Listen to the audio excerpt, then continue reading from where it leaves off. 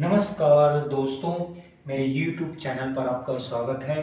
संतोष sir YouTube channel पर। तो आओ हम एक टॉपिक ले हैं आज की इस वीडियो में, आगमन विधि और निगमन विधि।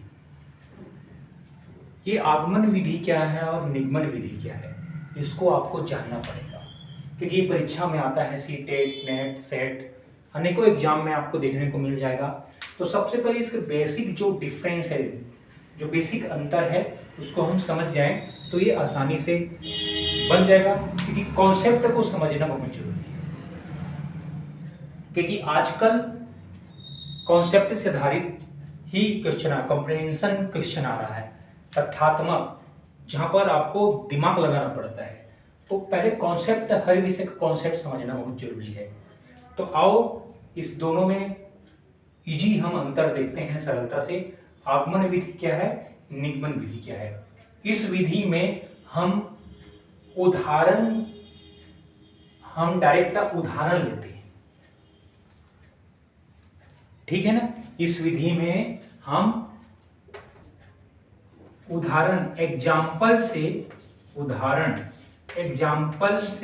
नियम की ओर जाते हैं, एग्जाम्पल से नियम की ओर जाते हैं।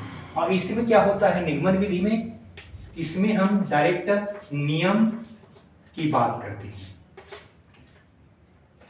या यूं कहो नियम से उदाहरण की ओर। समझ आया मैं क्या बोल रहा हूं। आगमन विधि में हम एग्जाम्पल लेंगे और एग्जाम्पल के थ्रू हम नियम बनाएंगे। यहां पर नियम बन रहेगा, उसका उदाहरण दिया जाएगा। यही अंतर है कि इसमें पहले से नियम बना है, केवल उसका उदाहरण दिया जाएगा। इसमें उदाहरण दिया जाता है, फिर नियम बताया जाता है। उदाहरण आपके लिए समझो, जैसे कि आप बच्चों को समझाएंगे कि ये सत्य है, मृत्यु सत्य है। तो बच्चों को आप ऐसा नहीं बताएंगे। बच्चों को आप कहेंगे कि बच्चों ऐसा घर बताओ जहां कोई भी ना मरा हो। तो बच्चे कहेंगे ऐसा कोई घर ही नहीं है। हर घर में कभी ना कभी मृत्यु हुआ है, हर घर में कभी ना मृत्यु हुआ है। तो हर घर में मृत्यु हुआ है। अब एग्जाम्पल, तो इस एग्जाम्पल के थ्रू आप क्या नियम बनाएंगे कि मृत्यु अटल सत्य है, मृत्यु अटल सत्य है। नियम बन गया। आप उदाहरण क्या दिया, क्या पूछेंगे बच्चों को कैसा घर देखा है जहां कोई भी न मरा हो, तो बच्चे कहेंगे नहीं, हर घर में मृत्यु है।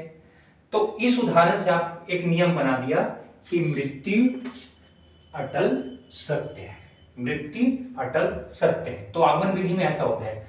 जब इसी को आप निगमन पढ़ाएंगे तो इसको पलट देंगे। इसमें आप डायरेक्ट नियम की बात करेंगे कि मृत्यु अटल सत्य है। डायरेक्ट नियम बताएंगे, इसमें डायरेक्ट नियम बनाएंगे। और समझने के लिए नी से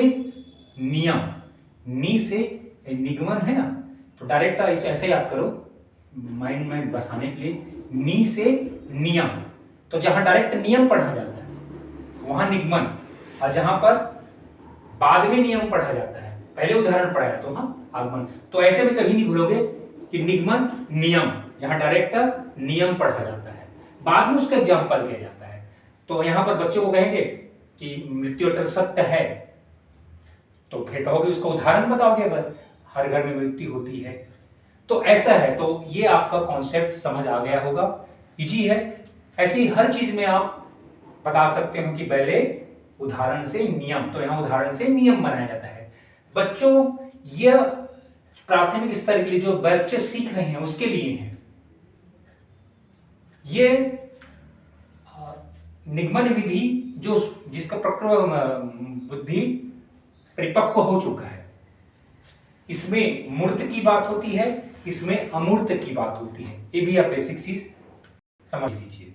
तो आज की वीडियो में बस इतना ही। अच्छा लगे तो चैनल सब्सक्राइब, वीडियो शेयर करना न भूलें। बने रहिए इस चैनल पर शिक्षा से जुड़ने के लिए, कॉम्पिटिशन एग्जाम पास करने के लिए। धन्यवाद वीडियो देखने के लिए।